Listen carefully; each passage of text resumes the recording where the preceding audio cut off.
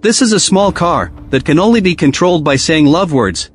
My baby, open car door. Oh, I hate this software update or something. My baby, start engine. Okay. Two former agents were originally supposed to pursue a hacker, but unexpectedly, the small car suddenly changed its behavior drastically. After locking onto the hacker's face, it suddenly charged straight at the hacker. Watch out, watch out! What is happening? I don't know. I'm not doing anything. Whoa, whoa, whoa! My baby, stop! The hacker was so scared that he rode a bike and fled. The two men were forced to chase frantically behind. It wasn't until they activated the forced stop button that the two escaped from the car. But in the next second, the hacker was hit and killed by another out-of-control car. Now the clue was broken again. But immediately after, the car actually turned around and rushed straight towards them. It was obvious that it also wanted to kill the two of them. Then several more cars joined the battle between humans and cars. It turned out that the chips installed in these cars were all infected by a type of malware. That was why they used autonomous driving to attack humans. The two had to cooperate with a tacit understanding. One person lured the cars to attack himself, while the other shot and accurately hit the tires. Finally, they successfully solved the problem. But this was just a small part of the conspiracy. The real crisis was only just beginning to emerge. This film is a spin-off series of NCIS. The main characters are a former agent couple, Tony and Ziva. The two originally served in the exclusive Criminal Investigation Department of the U.S. Navy and Marine Corps, abbreviated as NCIS. It's not a traditional military combat unit, but a U.S. federal law enforcement agency. Its main responsibility is to investigate criminal offenses related to the Navy and Marine Corps. Its coverage area is far beyond that of ordinary police stations. In the 11th season of the original drama, Ziva left the investigation department due to her father's death, and later was suspected to have died in a fire at her former residence. Tony also resigned because of this and raised their daughter Tali alone. Years later, Ziva miraculously survived and went back to Tony's side. The family was finally reunited, but the peaceful life didn't last long, and a new crisis hit them again. In 2025, Paris, France, that night, a woman took out a small hacking device and skillfully connected it to the bank's system. After her series of operations, the bank's surveillance footage instantly started playing in an infinite loop, as if the repeat button had been pressed. But the security guards in the bank didn't detect anything abnormal at all, and were still patrolling leisurely. The woman walked into the bank swaggeringly, walked to a computer and sat down. She tapped the keyboard, and the number of 200 million euros on the screen immediately started jumping. The money in the account was transferred away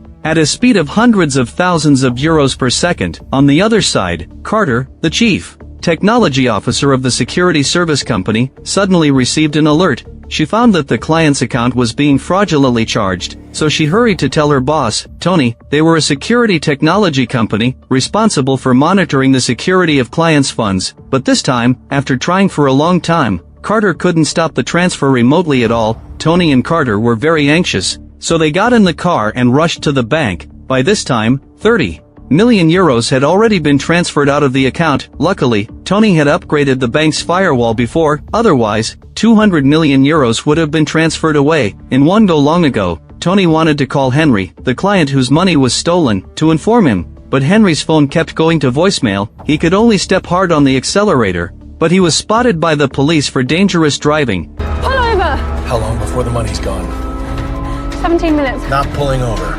This might get a little scary. Tony sharply turned the steering wheel, made a beautiful drift to turn into the sidewalk, and also dodged the police car. After a series of extreme maneuvers, the two finally arrived at the bank's entrance. Tony quickly showed his identity to the security guard and explained the reason for their visit. Upon hearing this, the security guard hurried to open the door. Tony told Carter to go stop the transfer quickly, while he stayed behind to deal with the police. After hearing the commotion, the woman immediately hid quietly. As soon as the police arrived, they immediately cuffed Tony, but such a trick couldn't trap Tony at all. He easily broke free and cuffed the police officer backhanded. Then he hurried to the second floor. At this point, Carter was so anxious in front of the computer that she was breaking into a sweat. She searched everywhere, but couldn't find a way to stop the transfer at all. Little did she know that someone was hiding in the dark, holding a silenced pistol and preparing to attack her. Just then, more police officers came in. Only then did the woman fail to succeed. Tony reacted quickly, kicked over a table to trip the two people, then rushed into the office and locked the door. Carter suddenly noticed a strange device plugged into the host computer.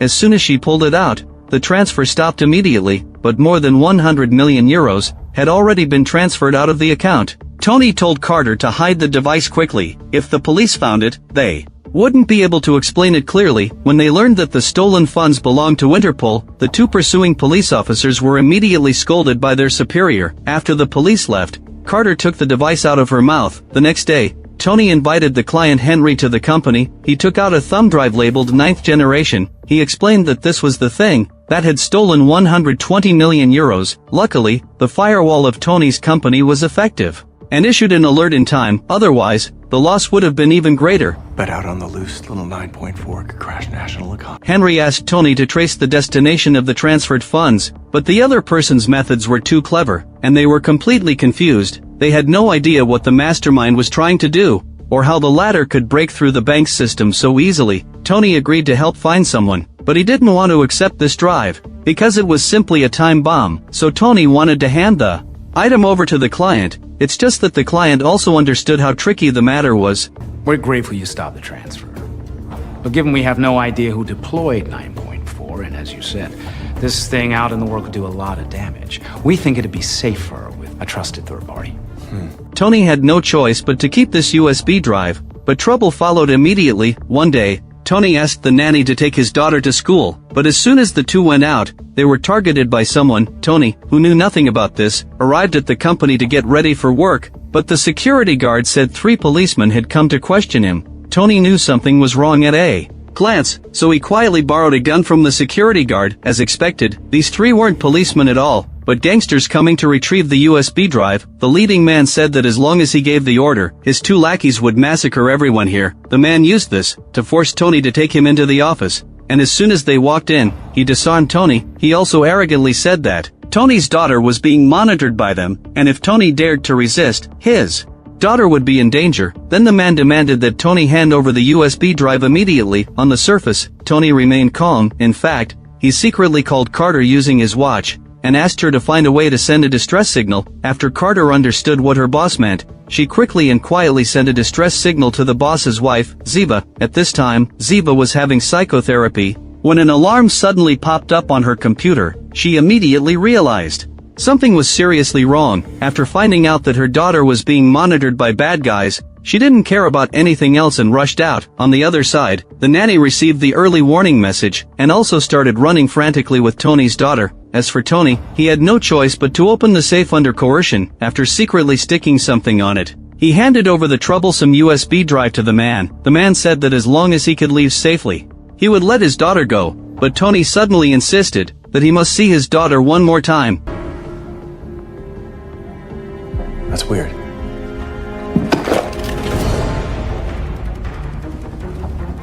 At this point, the nanny took the child and hid in a shopping mall, thinking that the large crowd would help them stay hidden. Unexpectedly, the killer followed them in 2. In the nick of time, Ziva arrived just in time. With her excellent martial arts skills from her time as an agent, she controlled the killer in just a few moves. On the other side, Tony held John hostage and walked out of the office, only to find that his employees had also been taken hostage by the other person. He wanted to make a deal with John, saying that as long as John's men released the hostages, he would let John leave safely. Otherwise, no one would be able to escape when the police arrived. But John wasn't afraid at all. It seemed that if he couldn't get the USB drive, he would die together with everyone. Worried about his employees' safety, Tony had to hand over the USB drive. Afterwards, Tony hurried home to apologize to Ziva. Since Ziva was injured, both of them had left NCIS. They had wanted to live a stable life, but unexpectedly got involved in such a big trouble again. Moreover, this time's opponent was obviously not easy to deal with. Tony told Ziva to take the equipment and go to the safe house first. He also asked Carter to quickly find the whereabouts of that female hacker. He also asked the nanny to take their daughter to the countryside to hide. Finally, he informed the company's employees to take a holiday to avoid being targeted for revenge again. Tony suspected there was a mole among those involved. Otherwise, how could the other person find this place so accurately? Tony then met with Interpol agent Henry and said he suspected there was a mole within Interpol. Rumors. The rumors that you've been approved to create a search and sanction team authorized to use deadly force? Well, they're not rumors.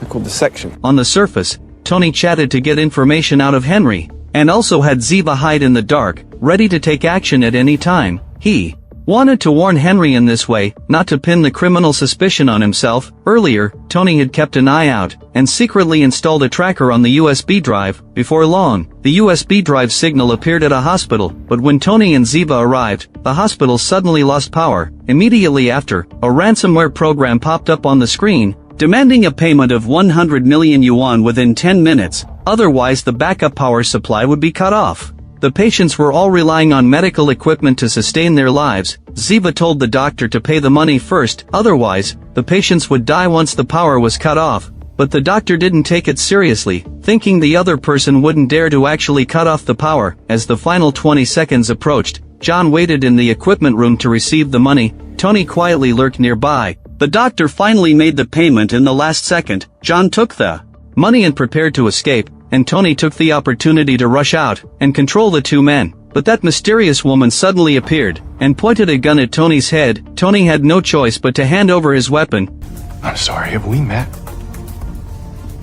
What an excellent question. Tony was very confused about why this woman didn't kill him, but what was even more strange was that his company account suddenly received a 100 million remittance. Tony immediately realized that someone was trying to frame him. He quickly called Henry, only to learn that Interpol was investigating this sum of money. Now, not only had Tony become a suspect in the hospital ransom case, but a red notice had also been issued against him. The company's account was also put under surveillance. What was even more annoying was that the money was quickly transferred away again. Tony was completely tricked. After some investigation, Carter found the hacker responsible for the transfer, and discovered that the hacker was about to get married. Then, Carter found the wedding website and, through the phone records of the hacker's fiancée, locked onto a landline phone in a rental house in Genoa, Italy. Tony and Ziva immediately rushed to Italy, and found the hacker named Bob, but Bob was just a hired hand. He had only seen the mastermind once, and didn't even know the other person's name. At this time, the mysterious woman was meeting with Henry,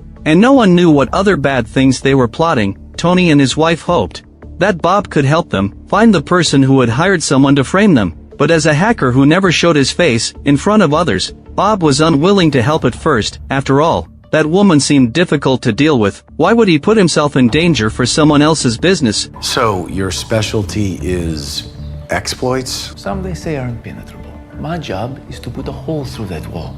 Once I do, someone else's program is free to slip in and steal money or turn off the lights or whatever you want it to do. Moreover, Bob didn't develop this USB drive alone. He was only responsible for the wall-breaking program. As soon as he finished speaking, the apartment's monitoring system sounded an alarm. Interpol was closing in. Tony and Ziva's car was also surrounded. Soon, Bob's doorbell rang, and the visitor was the woman from the hospital, and she was also the one who had hired Bob. Her real identity turned out to be an Interpol agent. Bob immediately started covering their retreat. He took out a pile of thermite, which can melt hard drives once activated. As soon as Bob lit it, the flames instantly engulfed the whole room. This way, they no longer feared the police finding evidence. Later, Bob, along with his fiancée, Tony, and Ziva, got into the small BMW that Bob had modified. By the time Interpol agent Tina noticed, it was already too late to stop their departure. Tina quickly sent a text message to someone, saying that they had fled with the programmer. On the other side, Bob proudly told Tony and Ziva that he had not only flashed a new chip in the car, but also installed cameras, LiDAR, wireless connectivity, and autonomous driving. He assured them that even the steering wheel was smarter than Tony, and all of this was made possible by a microchip from Hayden 3 Industries. But Ziva, who didn't bother listening to his extra talk, cut straight to the point. Is the money-stealing program named 9.4 the one Tina hired you to make? Bob nodded. In this case, as long as Tony and Ziva could prove that Tina was framing them, the matter could be perfectly resolved. But there was another prerequisite. There were no other moles within Interpol. Obviously, Ziva's words implied that Henry was suspicious, but Tony had always had a good relationship with Henry, and refused to believe that his old friend was a mole. Even though Henry had personally issued the arrest warrant for them, Tony still thought Tina was providing him with false information. Trust him enough to put your life in his hands. Yes. How about mine? Or Tali's?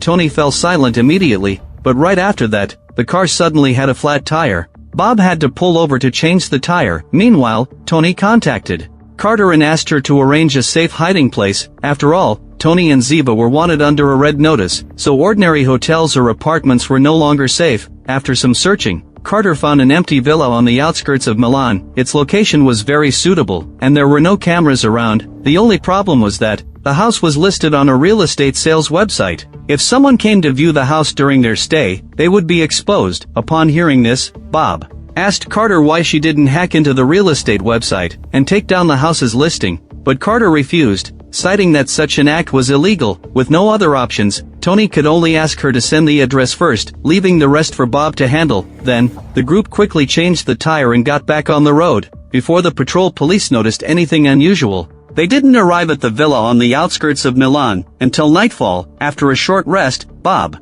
took the initiative to tell Tony and Ziva that there was an online forum called Fantasy Dream, which only elite-level hackers could be invited to join. Bob was one of its members. He thought another hacker he knew, who specialized in malware, should also have participated in the development of the 9.4 program. But since everyone on Fantasy Dream communicated using screen names, Bob didn't know the hacker's real name. He only knew that the other person currently lived in Lecco, but because there was no secure connection in the house, they couldn't log into Fantasy Dream, and thus couldn't contact that person. After hearing this, Tony had a good candidate in mind, Carter. 5 years ago, Henry helped organize a birthday party for Tony's daughter. At the party, Henry introduced his superior, the Secretary General, to Tony and Ziva. Now, Interpol was arranging outsourced cybersecurity services for banks. With Henry's recommendation, Tony submitted an excellent proposal. Soon, on Henry's birthday, Tony brought a birthday gift. At this time, Tony's proposal was approved. Tony didn't notice that Henry's expression was a bit unnatural. In the end, he confidently signed his name on the contract. Now, Interpol suddenly held an emergency meeting, because the organization's Secretary General had suddenly disappeared that morning. There were also signs of a fight in his residence, and he still hadn't been found. According to the procedure, Henry would serve as the acting Secretary General until the Secretary General was found. On the other side, Carter lived up to her mission and successfully found clues about the hacker. After sending the information to her boss, she went back to her apartment to get some hard drives, but suddenly, she heard a noise outside the door. Interpol had actually found this place. Carter quickly snuck out of the apartment, but accidentally dropped and broke her phone in the process. Before long, Tony and his group arrived in Lecco, Italy. According to the information Carter provided, the hacker came to this shop for lunch every day, so the group lay in ambush in the shop in advance, waiting for the hacker to walk right into the trap. Suddenly, a man caught Ziva's eye. He was buying the exact type of cake the hacker liked, so Ziva immediately told the others to get in the car and chase after him. But after getting in, the car seemed to start a software update. Ziva didn't overthink it at this point, and quickly activated the car via voice command to start the chase, but soon both sides were stuck in traffic. Tony originally wanted to get out of the car to talk to him, but the door couldn't be opened either by hand or voice command. In desperation, Tony had to honk the horn. The sound made the hacker turn his head. Unexpectedly, the car suddenly locked onto the hacker automatically, and then rushed toward him out of control. Ziva, in the driver's seat, couldn't stop it at all. The hacker thought someone was trying to kill him, and immediately rode his bike forward in a rush. Seeing that the car was still out of control, Tony quickly called Bob for help. Driving on its own, I think it's trying to kill the programmer, us along with it. It's smashing everything in its way. At this point, Tony added that the car's infotainment system had just updated its software automatically. Upon hearing this, Bob immediately frowned. If there was a software push, it might be version 9.4. Those people must have pushed the software through the Hayden chip to remotely control the car. Later, under Bob's instructions, Ziva successfully pressed the emergency brake button, which prevented her from being killed by the car. But the hacker wasn't so lucky. At the next intersection, he was hit and killed by another out-of-control car. But the crisis wasn't over. The car that had hit the hacker suddenly turned around and rushed toward Tony and Ziva. The two had to run for their lives, but gradually, more and more cars joined in, and finally, the two were trapped in the center of a flower bed. The car owners, who had no idea what was happening, kept tapping on their car doors, not to mention that there was even a baby in one of the cars. Tony quickly told Bob about the situation. Can the car see your face? What? Yes. 9.4 infected the Hayden 3 chip. It hijacked the cameras to ID the target, the auto drive to attack. Hiding any longer wasn't an option, so after a brief discussion, the two decided to take the initiative. Tony was in charge of luring the cars to attack him, while Ziva used her precise shooting skills to hit the car's tires. The two cooperated with great rapport, and soon forced all the out-of-control cars to stop. Then they bought a nearby electric scooter and quickly rode it to escape the scene. After meeting up with Bob, they learned that the car out-of-control incidents had happened everywhere in Italy and France and had already caused 7 deaths. Without exception, all these out-of-control cars were equipped with Hayden 3 chips. At this point, Carter also drove over and told the group the news of the Secretary General's disappearance. Tony immediately felt that the situation had become even more serious. Later, Bob pulled up the surveillance footage from the Secretary General's home and found obvious signs of a fight inside the house. It was highly likely that the Secretary General had been abducted. After thinking all night, Tony came up with a way to determine whether Henry was trustworthy. He then called Henry, who was far away in France, saying that after watching the footage from Lecco, he wanted to meet Henry alone as a friend. Henry agreed to the meeting and asked Tony to send him the coordinates. Tony set the meeting place in Geneva, Switzerland. If Henry was truly trustworthy, he would come alone. But Bob, who was monitoring the situation from the background, noticed that the Interpol agents, who had gone to his house that day, were nearby, so he quickly operated the camera to shake his head at Tony. Unwilling to give up, Tony called Henry again and asked if he had come alone, but Henry still lied to him. Tony was completely disappointed by this point, and quickly left the scene quietly. After going back to the apartment, Bob told Tony that the hacker who had been killed earlier had archived all his employer's information on the Fantasy Dream forum. Now that he was dead, all that information had been made public. Bob discovered that the hacker's role in the 9.4 project was to develop malware for drone navigation systems, and that system was a patent of Blazing Peacekeeping Solutions. The company's boss, Aaron, was a defense contractor in polite terms. In less polite terms, he was actually a private warlord. It sounds like Martine wasn't acting alone. She was definitely taking orders from someone, a man. Also an Interpol.